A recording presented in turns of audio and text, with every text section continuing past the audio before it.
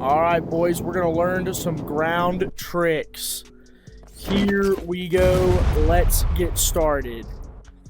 Okay, so this is something I get asked quite regularly, like how I'm able to get so many kills or get such long kill streaks, and I've always felt kind of bad because I've been at kind of a loss of what to say other than just, play the game. I mean, I've been playing VR since 2020. Literally got my Quest 1 just for Pavlov, back when you still had to get it like on side quest. And then, was into Contractors and Contractor Showdown, Breachers, and now we're here in Forefront. And what I would say is my number one tip for anyone, even if you're just starting out VR, is not only to just play the game, that's obvious, but to play freehand with the stock controllers, or maybe get the Quest Pro controllers. I've heard those are really good, have better tracking. But what I mean is, don't get a Gunstock. Those will cripple you in the long run. I mean, that's my opinion. Obviously, there are a lot of people who would probably tell you otherwise. However, it is undeniable that having these two free controllers in the air make you way faster at moving around, aiming, repositioning your aim, anything like that, than having a physical Gunstock on your arm, and doing all that. And you can't angle as well. With it freehand, I can go like this. Let's say I'm shooting someone and I see someone right there, I can bang, I don't have to, if you're using a Gunstock and it's in your arm, you have to it's a whole different maneuver. And another personal opinion, it's not as impressive either. Someone who needs a Gunstock to physically align their shots, so needing a third-party physical item on top of having your headset and controllers is extra. That's just literally an extra item those people need. It's a handicap. If you can get just as good aiming freehand, it will be vastly more beneficial to you in the long run, vastly, because you'll just be faster than anyone else who's using a stock. So we'll start off with that, and that honestly goes for virtual stock as well. I mean, you can test it out yourself, but when you really are in the throes of it, being freehand, you're just going to be faster than having any kind of those extra restrictions on you. And it's just more impressive. It takes more to aim. You have all these jittery motions. You're not using any kind of software or physical item to align your shots. It's more impressive, and it'll help you skill-wise in the long run. So I would just not even touch a stock or the Vstock option. Next, I'll kind of touch on knowing when to reload. I mean, for me, if you watch my videos, you'll kind of see I try to reload as often as I can. If I kill one person and I sense it's clear, I will reload immediately. Now, the clav kind of annoys me because it sometimes it feels like it's kind of hard to grip, especially when you're going really, really fast. And sometimes, you have to really get it in that exact slot. MK4 is a whole lot better at reloading. Some of the other guns are too. You'll kind of get the feel for that. But needless, what I kind of feel like and like to do is, as soon as I kill someone, if there's no one else around, you want to reload and then get to your next position, because you don't know who else is there. You may push up here like I am doing right now, and bam, 3 people come around. All those extra bullets to kill them. So that's something you need to be aware of. And then another thing that's really important that I feel like is pretty obvious, but we're still going to touch on it, is learning the recoil patterns for your guns. That way you can kind of best maintain a grouped,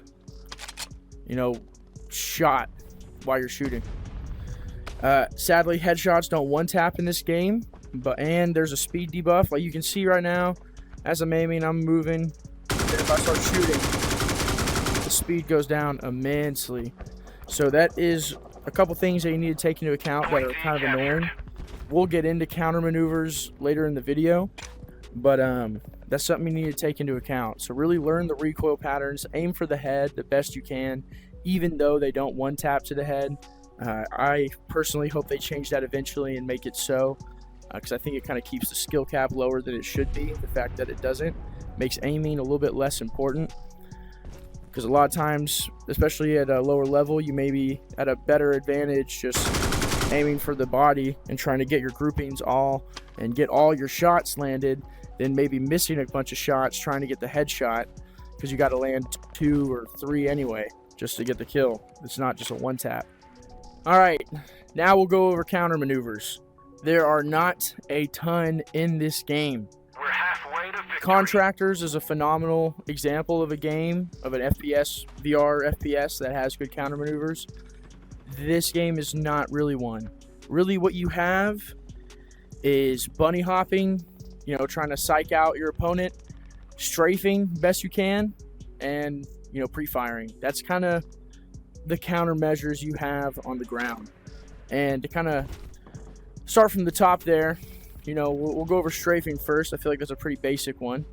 You know, I kind of already went over that with the speed debuff when we were over there. But yeah, as you're shooting someone, if you see a target, like let's say that pillar right there is the target, like I want to be strafing as I'm shooting at it, like going back and forth, side to side to side. That way you try to make yourself as hard of a target as possible for the enemy to be shooting you back. I mean, if you're just standing still, you're as easy as can be to get shot as you're shooting them or by someone else. But if at least you're putting as much motion as possible and able to hold your aim while you do that, you're going to be at a much better advantage than if you didn't. All right, now we're going to go over bunny hopping. I had to swap lobbies because people were joining the Siberia one and ruining the recording. But yeah, if you're in the Discord or the Reddit, you may see people complaining about how you can, you know, jump like this. I am one of the defenders of this. Oh, goodness. I believe it's one of the... Got his ass! Trying to ruin my recording. I got you, bitch! Alright, anyway. So I'm one of the defenders of bunny hopping because of the fact that there is like practically no movement in this game. Like your walking speed is like a fast walk. There's no sprint, there's no slide, there's no vaulting. So hopping is kind of the only things you have. So I would like to keep it. And that's something you should get into. Like it kind of helps. You can't really slide back and forth and shooting. Look at that, look at that. As I'm shooting, look at how slow I moved because of that speed debuff. But now watch if I shoot and jump. Look at that. It's a little bit more of a boost over. And it also kind of jumps you up. So if the other person is trying to aim for your head, that jump may just be the thing that saves you from hitting your head. So like if let's say like you're coming right around a corner, this tree is a corner, you know someone's right there, you may want to like jump and then shoot just so you're, in case they already have their gun up and they're aiming, they're already waiting, they think they're at your eye level about to get your head, but then here you come jumping around and you just psych them out because now you're actually above their line of sight. So that's something you should get into utilizing if you're not already, is jumping. You know, especially like I just showed there, like the side to side. That is kind of how you can strafe in this game. So yeah, hopefully they add more movement. I really hope so. But that is a crucial thing in this game to help keep you alive, is that bunny hopping. Okay, next counter maneuver you have is kind of a psychological one. It's really just juking, you know? Trying to juke someone out, like in the mind. Let's say like, oh no! Anyway, let's say like I just saw someone, he saw me, and he's like running over here, and he sees me go this way, and he thinks that I'm probably going this way. One of the countermeasures you have is that like me knowing that he thinks that I'm going this way, I'm going to cut back when I'm out of sight and then maybe pop up here and be able to get him while he's maybe like going that way, looking up the wrong direction as I pop up on this side. So that is something else you need to kind of take into account. At a higher level, people will be kind of more wary of that. Like let's say if I were the person down here and I thought the guy at the top, I kind of already saw how he maneuvers and I'm like, oh, this guy may be a little good. Like I'm not gonna just like beeline it over here and then like look right there. No, I'm gonna move a little bit more well, actually I wouldn't move down here at all. If there was someone up there, I would actually move up from this direction and I would still be like watching, you know, both angles, kind of hovering between the two just so I can be most prepared from whichever one he comes from, because I don't want to guess wrong. If they're a really good player, sometimes you don't know, so you got to kind of be ready. That's where you got to be quick. And then another thing we'll go over is pre-firing. which I feel like is something that a lot of people already know, but we're going to go over anyway. That is kind of one of the other counter maneuvers you have. Let's say that, yeah, like there's a guy right over this bush. We just saw each other. We were shooting each other. I'm backing off. He's backing off. But like I kind of saw the tip of his head. He's running around over here, and I know that he's running around over here. I'm gonna start shooting either before he gets around, before I get around, because you know this isn't real life. In real life, you wouldn't exactly pre-fire because you know you may hit an actual obstacle in front of you and it may ricochet. Blah blah blah blah blah. But in a game like this, especially VR, if you're playing wirelessly, you got ping, connection, and all that. So it helps to pre-fire. So your gun is already shooting. You're already spraying bullets by the time like this guy comes around. And if he did not do the same as you, by the time by the time he comes around, you're already going to be pelting him. And then he's going to see you. And he's going to start shooting. So you're easily going to be able to get 1, 2 to 3 bullets if you land them on him before he even touches you. And that extra little advantage may be, you know, the difference between life or death. And this is another tip I'll add. It's not necessarily an individual thing that will help you personally, but it can. That's why I'm including it, is call-outs. Try to get good at giving good call-outs, especially in this game when you have like 16 other people. You have a squad with 3 other people usually. So you want to give good call-outs because you never know when you may be shooting someone over here. But if I know that there was another guy, let's say the guy I was just talking about that I'm shooting at just came out, but there was a guy before that I was shooting who I saw run off to the side over here. Well, if I had another teammate who, let's say, just hopped off an ATV and he's like right on the other side of that tarp, I'm gonna say like, so-and-so, you got a teammate right in front of you, teammate coming from the left of me. Like whatever you can say to make it as accurate and as quick as you can, as understandable and as accurate as you can, as quick as possible to the other player.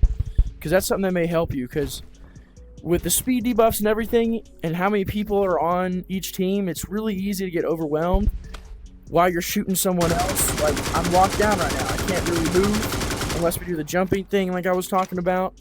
So maybe, you know, if I didn't do that call out, maybe that guy sneaks around, and while I'm shooting this guy, he pops around, domes me right in the head. But by giving that call out, if I gave it well enough and he understands it, you know, maybe like without saying anything, he could have just ATV'd right past. But me saying, hey, so-and-so, teammate right in front of you, to the left of me, if he knows right, or what would be better, if I know he's over here, to make it easy for him, I would say, so-and-so, teammate in front of you, maybe to the right of you. And, you know, now he knows that he's driving past, like, wait, maybe right here or right here.